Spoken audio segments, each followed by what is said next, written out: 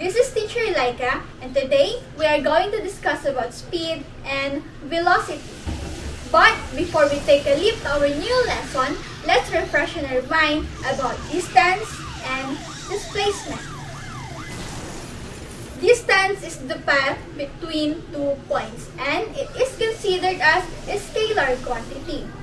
On the other hand, displacement is the shortest distance between 2 points and it is considered as a vector quantity. Now, let's identify the following, whether they are a distance or displacement. First, we have here 25 meters. Correct. That is distance. How about 25 meters northwest? Correct. That is displacement. How about 150 miles? Correct. That is distance. How about 225 miles northwest? Correct. That is displacement. How about 300 meters? Correct. That is distance. So that is about distance and displacement. Now, I think we are ready to discuss about the new lesson, which is about speed and velocity. So when you hear the word speed, what comes to your mind? Is it the flash or a fast-moving vehicle? How about a fast runner? How about the word velocity? Does it ring a bell in your mind? Have you encountered this word before? Is it the same with speed? We are going to tackle those questions as we discuss further. Now, are we ready to talk about speed and velocity?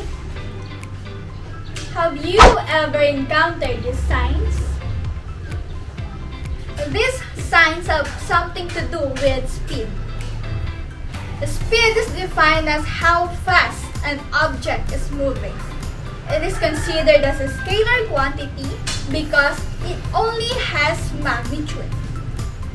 25 kilometers per hour, 100 meters per second, 25 miles per hour. These are all examples of speed. And here are the units we use for speed. Take note of those units because we were going to use them as time goes by.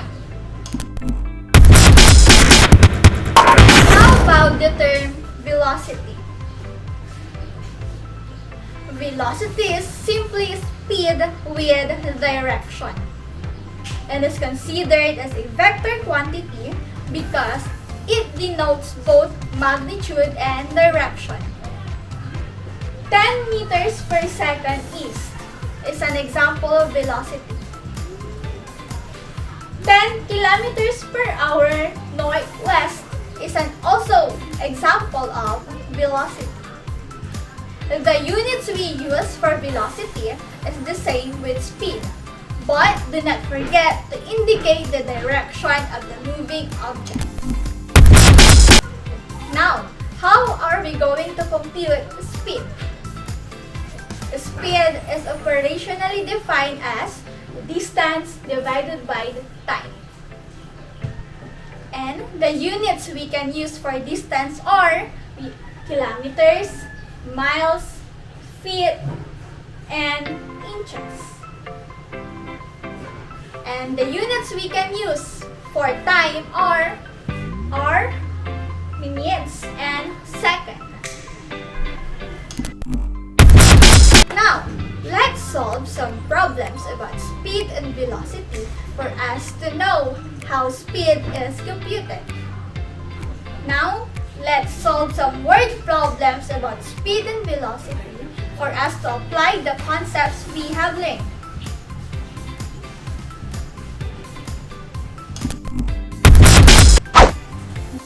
Now, let's solve a word problem about speed. Lloyd takes 3 hours to travel a distance of 56 kilometers to reach George's house. Calculate his speed as he traveled to George's house. First thing to do is that we have to note what are the given. The given time is 3 hours, while the given distance in the problem is 56 kilometers. Next, we have to identify what is unknown. The unknown in the given problem is speed. Next, we have to write what is the formula for speed. And the formula for speed is distance divided by time. For the solution, we just have to substitute the value given. For the value of distance, we have 56 kilometers, and the value given for time is 3 hours. Therefore, we have to divide 56 kilometers divided by 3 hours, and that is 18.67 km per hour. Therefore, Lloyd traveled at a speed of 18.67 km per hour going to George's house. Jiro needs to travel 120 miles north along a straight highway to reach the next town.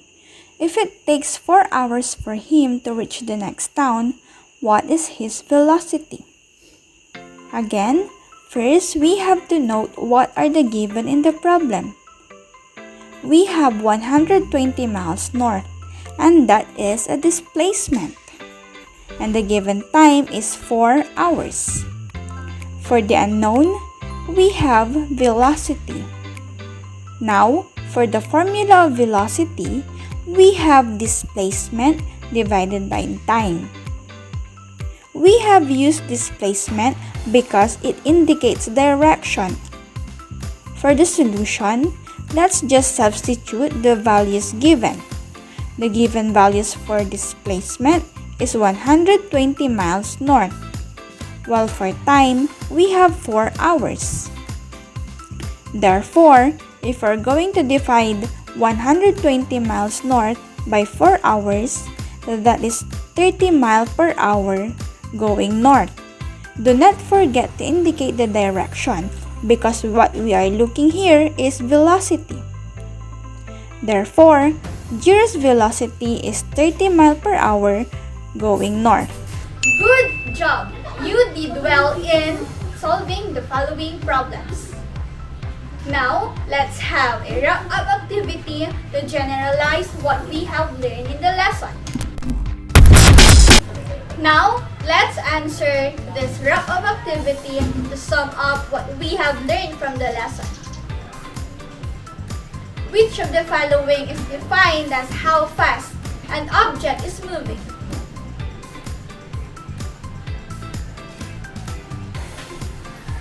Correct. That is speed. Which of the following is defined as speed with direction?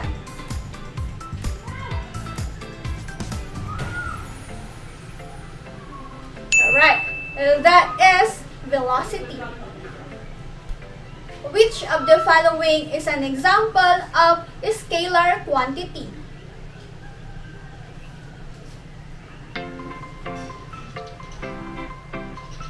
Correct. That is speed. Which of the following denotes velocity?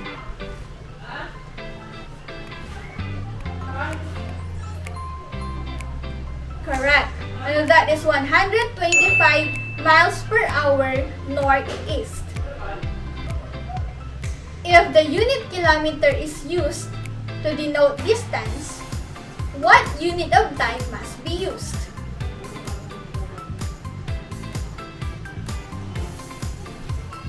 Correct.